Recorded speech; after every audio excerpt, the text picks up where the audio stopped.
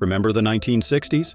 Often hailed as a time of groundbreaking cultural shifts, this iconic decade was also rife with norms and practices that are unthinkable today. In this eye-opening journey, we're revisiting the 60s, an era where the hip and happening of yesterday have become the unacceptable of today. From casual racism in media to the perilous disregard for safety in everyday life, we'll uncover how dramatically our society has transformed. Get ready to be astonished, perhaps even shocked, as we unravel the once trendy aspects of the 1960s that are now firmly in the rearview mirror of history. Fasten your seatbelts, which incidentally were often unused back then, and let's dive into a time when the cool became the uncool.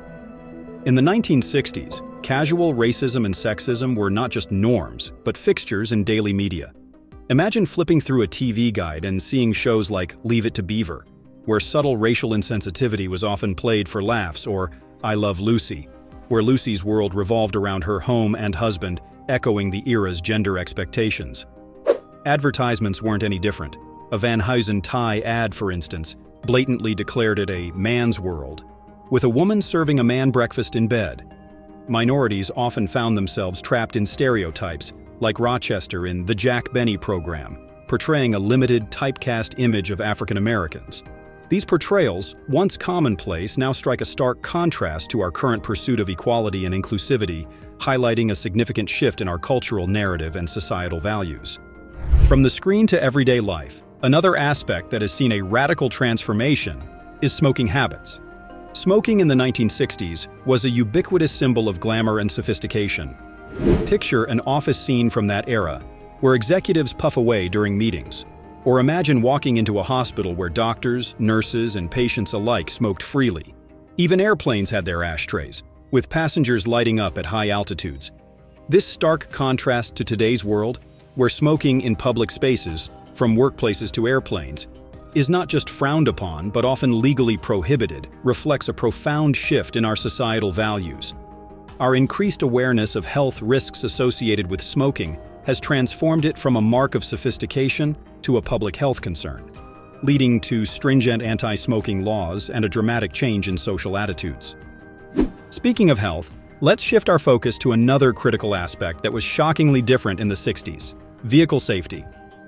In the 1960s, a road trip painted a vastly different picture from today. Cars, often devoid of seatbelts, buzzed along highways, drivers and passengers alike unsecured. Seatbelts, if present, were ignored, a sharp contrast to today's laws mandating their use. Back then, returning from a party, drivers often got behind the wheel after a few drinks, unaware or indifferent to the risks, a behavior now rightfully condemned and legally punished. Inside these cars, cigarette smoke swirled around, engulfing adults and children alike, a common sight starkly opposed to current laws against smoking in vehicles with minors. Children, unrestrained by today's standards of car seats or seatbelts, freely roamed the back seats, their safety hanging in a precarious balance. Environmental concerns were an afterthought, as cars idled without a second thought and high emissions were the norm, not the exception. And on the roadside, hitchhiking, once a symbol of adventure and trust, was commonplace, unlike today's safety-conscious society, where such acts are viewed with caution. The disregard for safety evident on the 1960s roads was mirrored in households, where consumer products often harbored hidden dangers. Consumer protection was still nascent, leading to the sale of several unsafe products. Mattel's Creepy Crawlers Thingmaker, a popular children's toy, allowed the creation of plastic figures using a hot plate, inadvertently exposing kids to toxic fumes and burn risks. Asbestos products, supplied by companies like Johns Manville, were common in construction, despite later revelations of their severe health risks, including cancer. Hair dyes, too, were not without danger, with brands using formulations containing harmful chemicals now known to be potentially carcinogenic. This era, a stark contrast to today's stringent safety regulations, highlights the evolution in consumer protection and product safety standards. Just as consumer protection has evolved, so too has the approach to women's health and reproductive rights, marking another area of significant societal progress since the 1960s. In the landscape of the early 1960s, the narrative around birth control was drastically different from today. Access to contraceptives was limited, and in many areas, laws outright prohibited their distribution and use. This lack of access had profound effects on family planning and women's autonomy. Women had fewer choices regarding their reproductive health, often leading to larger families and less opportunity to pursue careers or education. However, the advent of the birth control pill in 1960 marked a turning point, though it took years for its acceptance and availability to spread widely. The fight for legal access to birth control, notably led by activists like Margaret Sanger and organizations like Planned Parenthood, played a crucial role in shifting public opinion and law. Today, the widespread availability and acceptance of various forms of birth control stand as a testament to the progress in women's rights and health, empowering individuals with greater control over their reproductive choices and contributing significantly to gender equality in society.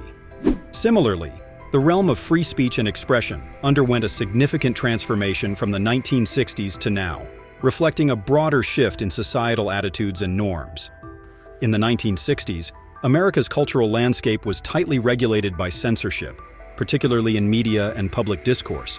Topics such as sex, drugs, and political dissent were shrouded in taboo. Films were bound by the Motion Picture Production Code, with movies like Who's Afraid of Virginia Woolf, 1966, and The Graduate, 1967, pushing against these stringent guidelines through their bold portrayal of sexual themes and adult relationships.